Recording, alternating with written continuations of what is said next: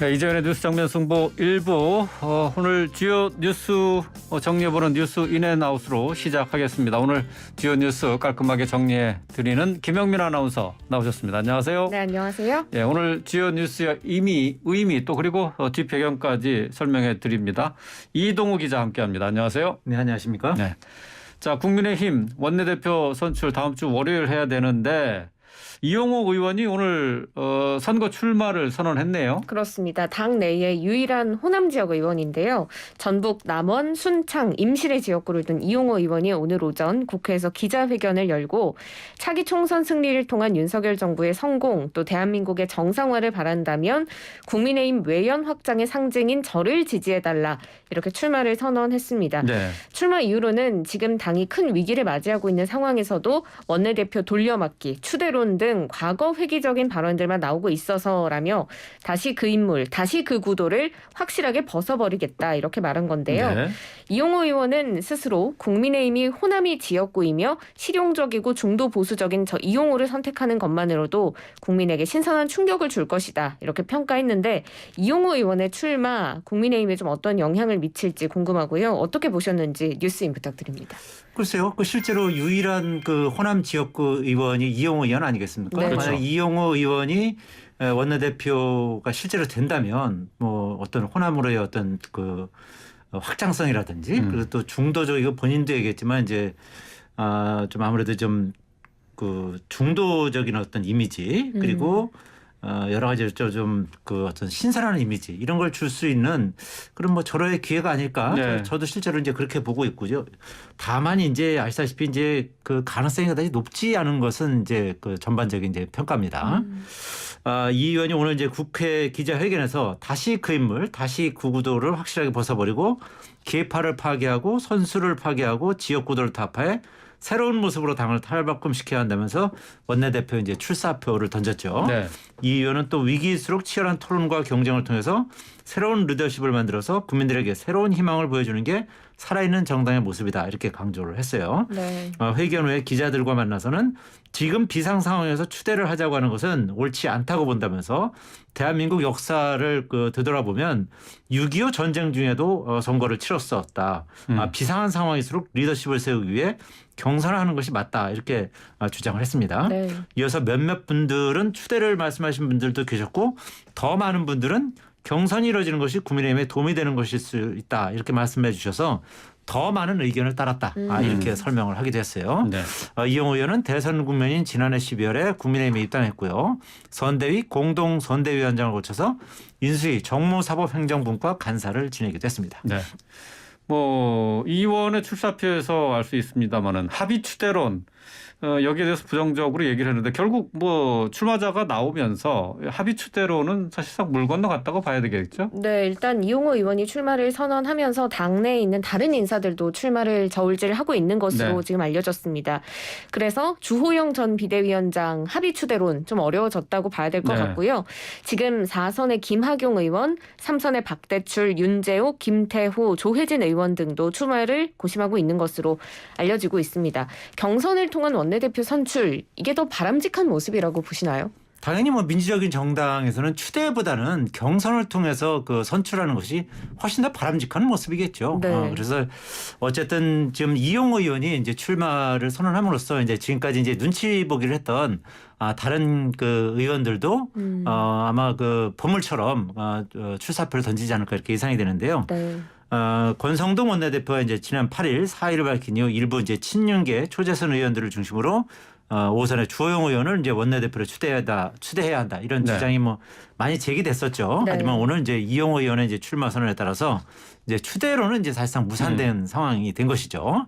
자, 오늘 출마 선언을 한 이 의원 외에 현재 4선의 김학용 홍문표 의원이 네. 이제 물망에 오르고 있고요. 3선의 김태호, 박대출, 윤영석, 윤재옥, 이종배, 조혜진 의원 등이 원내대표 출마를 이제 저울질하는 것으로 이렇게 전해졌고요. 그리고 이제 같은 4선이었던 윤상현 의원은 출마를 포기했습니다. 네, 그렇습니다. 지금 합의 추대론의 그 주인공이었죠. 주호영 의원. 당시에 이제 합의 추대가 가능하면 원내대표직을 맡을 의향이 있다. 이렇게 주변에 전해온 것으로 좀 알려졌는데 경선으로 원내대표 선출을 이제 하게 되면 주호영 전 비대위원장이 경선에 참여할까요? 그리고 지금 여기에 대한 질문에서 답을 하지 않겠다라고 입장을 좀 피하고 있는 모습이거든요. 글쎄요, 뭐 지금 상황에서 이제 가타부타 시원하게 말씀드리긴 쉽지 않습니다. 근데 제 개인적인 촉으로 봤을 때는 주호영 전 비대위원장이 원내대표 출사표를 던질 가능성이 저보다 많지 않을까. 그렇게 경선에 나선다 이거죠. 예, 그렇죠. 예. 그렇게 판단을 합니다. 일부 이제 친윤계 초재선들 의원 사이에서 부상했던 이제 주호영 합의 추대 시나리오가 불발되면서 5선에 이제 주호영 의원이 경선에 이제 합류하면서 원내대표 재수에 도전할지 이것이 이제 전체판을 좌지우지하는 네. 주요 변수로 떠오른 상황인데요.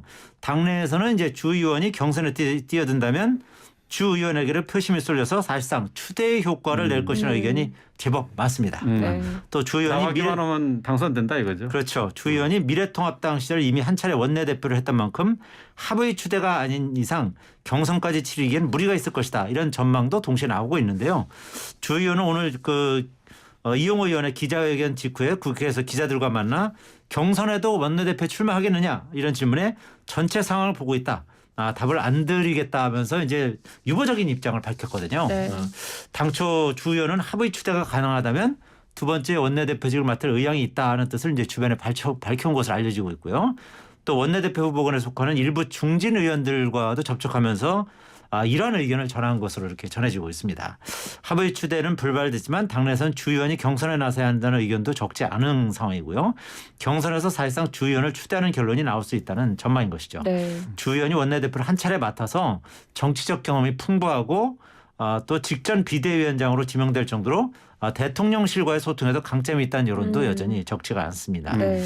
또 권성동 원내대표도 엄중한 상황인 만큼 모양새가 좋게 끝나면 좋겠다.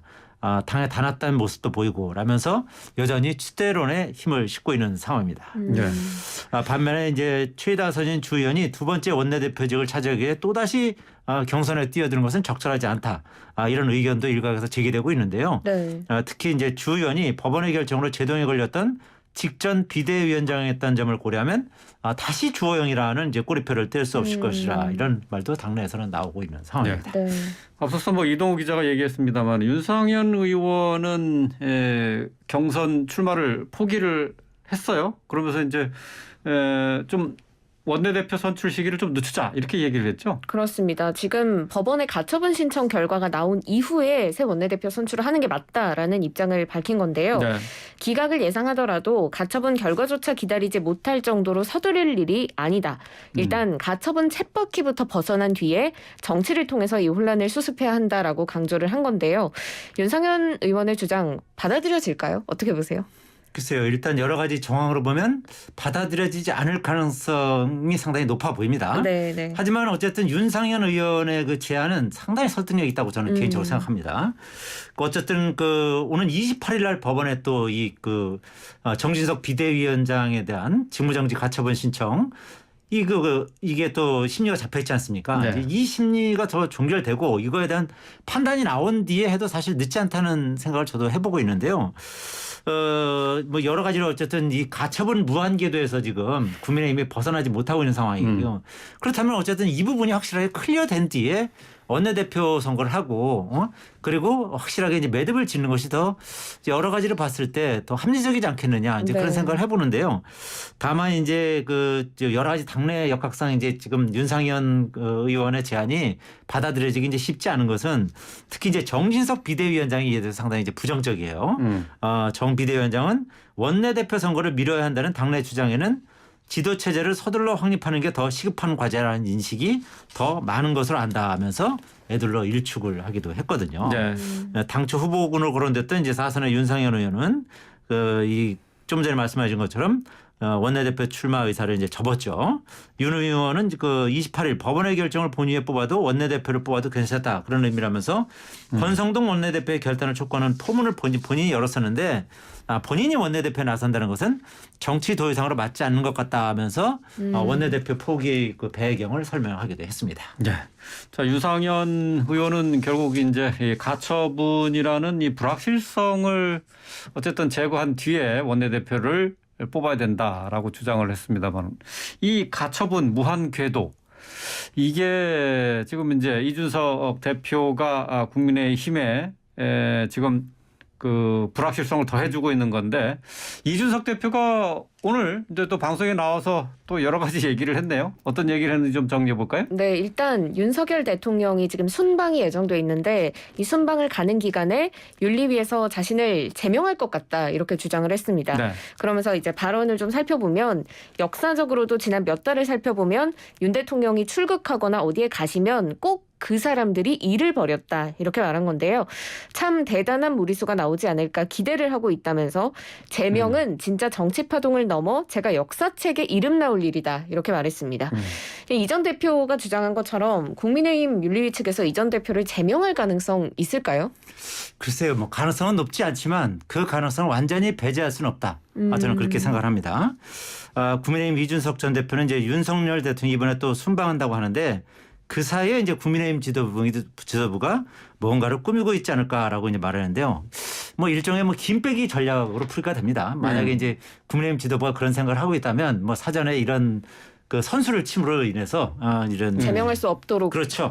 네. 어떤 여론 부담을 팍팍 주는 거죠. 예. 여론 작업이라고 할까. 워낙 뭐 저 이준석 전 대표가 이제 그런 부분에 있어서는 거의 뭐 천재적인 그 소질을 가지고 있는 분이니까요.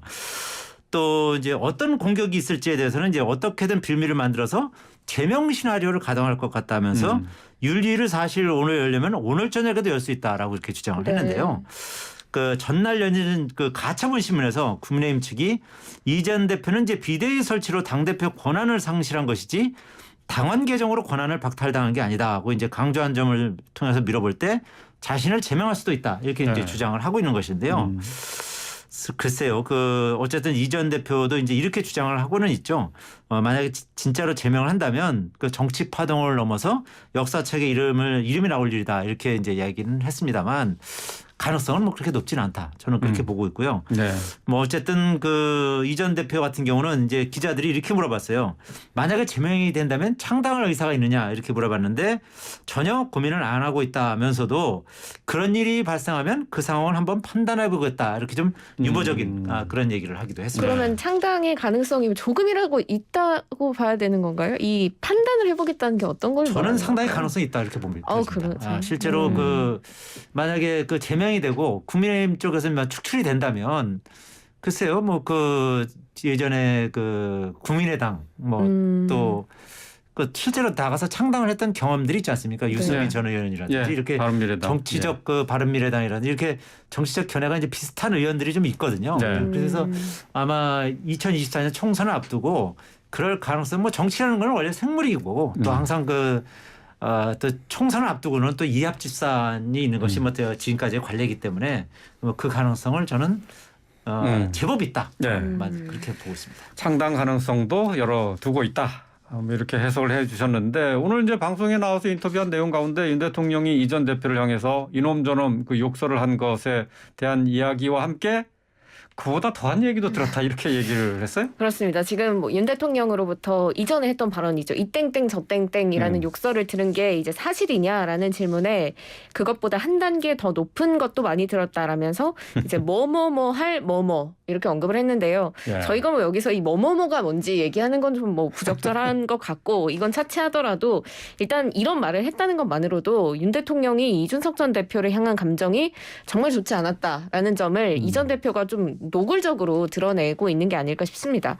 근데 대통령을 향한 이런 수위 높은 발언들 어떻게 보시는지 뉴스인 부탁드릴게요. 글쎄요, 저는 딱 이 얘기를 듣는 순간 그 생각나더라고요. 그 노무현 전 대통령이 취임한 직후에 검사와의 대화를 한 적이 있습니다. 네. 그래서 검사들이 이제 노무현 전 대통령이 그 검사를 민원하고 뭐 이런 부분에 대해서 이제 적나라하게 이제 질문을 하고 그랬었거든요. 네. 그때 노무현 전 대통령이 이렇게 얘기했습니다. 이쯤 되면 막 가자는 거죠. 뭐 이런 얘기를 한 적이 있습니다. 딱 그 멘트가 생각이 나더라고요. 그러니까 지금 사실 그 이준석 전 대표가 이제 이 정도까지 이제 얘기를 한다는 거는 막 가자는 거죠. 한마디로. 너 죽고 나 죽자. 뭐 이런 그 시쳇말로 이제 예. 그런 상황까지 간 것이다. 이렇게 네. 보여주고요. 글쎄요. 그 이준석 전 대표가 이제 윤 대통령으로부터 뭐 이 땡땡 저 땡땡이라는 이제 욕설을 들은 게 사실이냐는 취재 질문에 뭐 그보다 한 단계 더 높은 뭐 말도 들었다고 했는데 글쎄요. 그 정진석 그 비대위원장 같은 경우는 뭐 그런 얘기를 하지 않은 것으로 본인은 알고 있다 이렇게 얘기를 했는데 뭐 설사 그런 게 사실이라 하더라도 네. 이걸 밝히는 것이 이것이 그 온당한 일인가 하는 부분은 네. 좀 생각을 좀 해봐야 될 것 같습니다. 예. 뭐 직접 저의 들은 건 어떤 아니고 상식으로는 어쨌든 예. 본인이 직접 들은 것도 아니고 전해 예. 들은 것이기 예. 때문에 그 일종의 뭐 루비콘 강을 건넜다고 예. 할까요? 예. 어쨌든 이제 이준석 전 대표에 대해서 정진석 비대위원장이 뭐 주변에서는 이전 대표를 이제 품으라는 얘기를 많이 하는데 이 달걀이 깨질까봐 품기 어렵다 이런 말을 한 적이 있거든요. 그래서 야, 왜 그런 말을 하는지 좀 이해가 가는 뭐 그런 측면도 네. 있는 것 같습니다. 예. 뭐 그런 발언들은 뭐 확인할 수도 없고 또 확인해 주지도 않을 것 같아요. 이게 네. 계속 이제 논란으로만 남아 있는 얘기가 될 것 같은데 이준석 전 대표에 대한 경찰 수사 어떻게 진행되고 있는지 여기에 대한 궁금증 갖고 있는 분들이 많을 것 같은데. 네, 일단 성접대 관련 경찰의 소환 조사 당초 내일이라는 얘기가 있었는데요. 네, 그렇죠. 이 전 대표는 내일은 아니다 이렇게 못 박았고 이준석 전 대표 측의 변호인단 즉 입장 보면 아직 경찰이 출석 일자를 통보한 게 없다. 그리고 최대한 신속히 조사에 협조한다는 입장이고요. 가처분 절차를 고려해서 최대한 빠른 날로 조사를 협의할 것이다 이렇게 밝혔습니다. 네. 근데 반면에 지금 김성진 아이카이스트 대표 측은 내일 기자회견을 열 예정이라고 지금 전해졌는데 경찰이 지금 미온적 수사를 하고 있다라는 점을 비판하고 압수수색 같은 적극적인 수사를 요구할 예정으로 알려져 있습니다. 경찰이 시간 끌기만 하고 있다라는 입장인데요. 이 전 대표에 대한 수사 어떻게 진행될지 뉴스인 부탁드립니다. 일단 그 성접대 의혹과 관련한 수사는 여러 가지를 봤을 때 이제 공소시효가 완성됐다는 것이 이제 그 중론이에요. 네. 그러니까 뭐 포괄 일제를 적용해서 뭐 이걸 뭐 공소시효를 더 연장하는 방법이 있지 않느냐 뭐 그런 얘기도 일부 있었습니다만 여러 가지로 봤을 때 그거는 쉽지 않은 그런 상황으로 가고 있는 것으로 그렇게 보여지고요. 다만 이제 최대 변수는 그 이 전 대표가 이제 성상납 의혹을 제기한 그 가로세로 연구소 등을 고소를 했습니다. 네. 근데 이것에 대해서 이제 가로세로 연구소 등에서 무고로 이준석 전 대표를 또 다시 고소를 했거든요. 역고소를 했습니다. 이 부분이 상당히 아킬레스건으로 작용할 가능성이 있습니다. 자, 무고죄로 걸었다면 이제 여기서 최대 변수는 가장 핵심적인 요소는 이준석 전 대표가 실제로 성상납을 받았는지 안 받았는지 네. 이 부분을 밝혀야 되거든요. 경찰로서는 이 무고죄 여부를 밝히기 위해서는 성상납을 받았는지 안 받았는지에 대해서 확실하게 이거를 규명할 수밖에 없습니다. 네. 그리고 여러 가지 상황은 이준석 전 대표에게 굉장히 불리하게 돌아가고 있는 게 사실이거든요. 예를 들어서 그 이준석 전 대표의 그 정무실장인 김철근 전 실장 같은 경우가 7억 원을 주는 각서를 써주는 뭐 그런 부분도 있고요. 네. 그리고 또 지금 말하는 이제 아이카이스트의 이제 김성진 대표라고 성상납을 했다고 주장하는 그렇죠. 이쪽에서 이제 여러 가지 각종 증거를 제시하고 있거든요. 그러니까 이게 공소시효는 지났다 할지라도 이게 사실인지 아닌지는 밝힐 수 있는 근거가 여러 가지가 있다는 겁니다. 네. 그래서 이런 부분이 사실 이준석 전 대표 입장에서는 무고죄로 이제 걸린 이 부분이 상당히 결정적인 어떤 타격을 줄 수 있는 요소가 될 수 있다. 뭐 이런 법조계에서 이제 이런 얘기도 나오고 있고요. 국민의힘 주변에서도 이와 비슷한 얘기를 하고는 있습니다만 어쨌든 이 부분은 뭐 경찰 수사가 이제 어떻게 진행되는지를 더 지켜봐야긴 하겠죠. 어쨌든 이 전 대표는 이제 16일 예정된 것으로 알려진 성접대 의혹에 대한 경찰 소환 조사에 대해서는 하여튼 16일은 아니다라고 이제 일축을 했고요.